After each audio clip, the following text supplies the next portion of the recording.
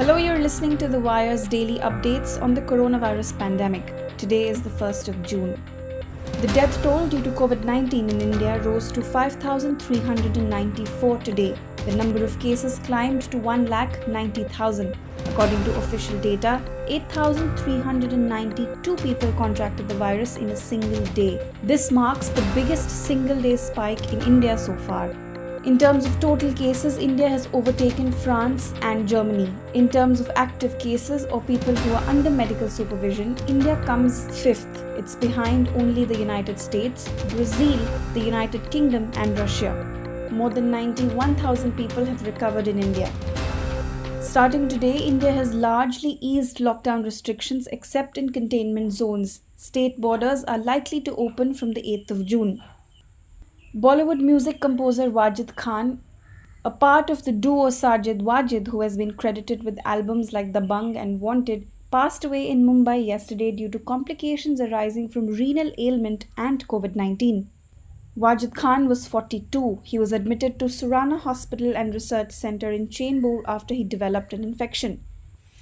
In an interview to The Wire's Karan Thapar, the professor of physics and biology, both at the Institute of Mathematical Sciences in Chennai and Ashoka University in Sonipat, Professor Gautam Menon, has said that it's hard to know what to make of the government's claim that 2.9 million COVID cases and 78,000 COVID-related deaths have been averted. He said that these numbers are based on an untransparent mathematical modelling which the country has been asked to take on trust and not question.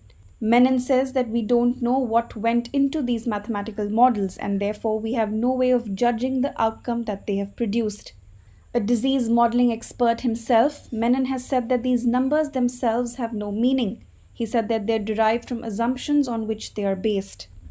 You can watch the full interview on The Wire's YouTube channel.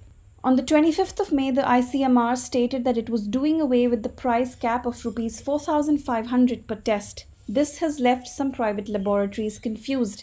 The Wire spoke to several officials at private laboratories in different parts of the country. All of them said that the cost of tests are unlikely to come down because of ICMR's new decision. Private labs in general have been complaining of the GST on all necessary equipment, and they've also argued that they are facing high costs.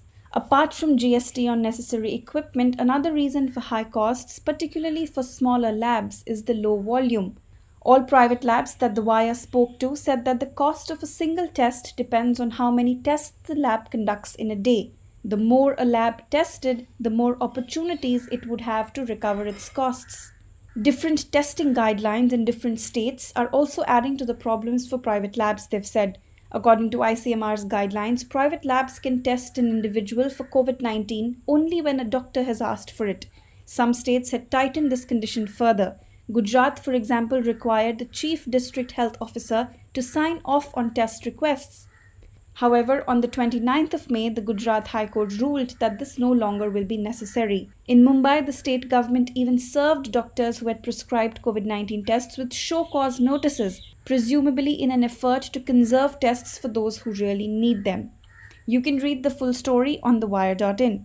3 Indian companies have got licenses from NASA to manufacture its indigenously developed ventilator for COVID-19 patients. According to NASA's official statement, 3 companies are Alpha Design Technologies, Bharat Forge, and Medha Servo Drives. Apart from these Indian firms, 18 other companies, including 8 American, 3 Brazilian, have been selected to manufacture the critical breathing devices. NASA developed the ventilator specifically for coronavirus patients at its Jet Propulsion Laboratory in Southern California. The engineers designed the special ventilator and called it Vital. They received emergency use authorization from the Food and Drug Administration on the 30th of April. In their second joint statement, the Indian Public Health Association, Indian Association of Preventive and Social Medicine, and the Indian Association of Epidemiologists Joint COVID-19 Task Force has said that the current situation in India with regard to COVID-19 cases could have been avoided had migrant workers been allowed to go home before the lockdown was imposed. This report by the Joint COVID-19 Task Force has also been sent to Prime Minister Modi.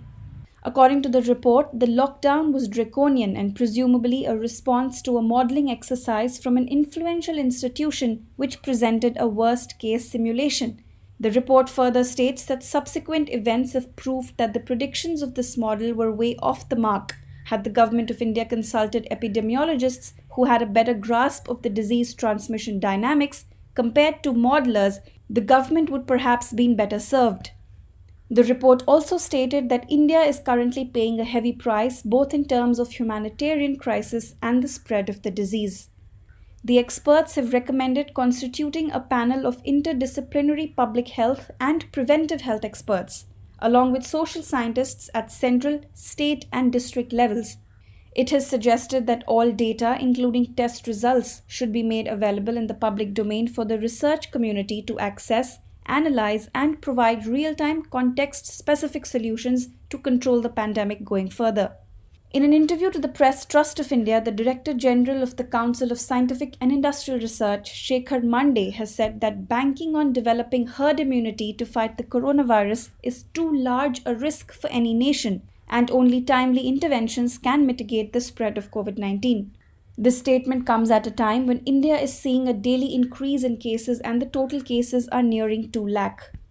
Herd immunity is achieved when the majority of the population becomes immune to an infectious disease, either because they have become infected, recovered, or through vaccination. That's all for today. You were listening to The Wire's daily updates on the coronavirus pandemic. We will see you tomorrow. Until then, stay safe.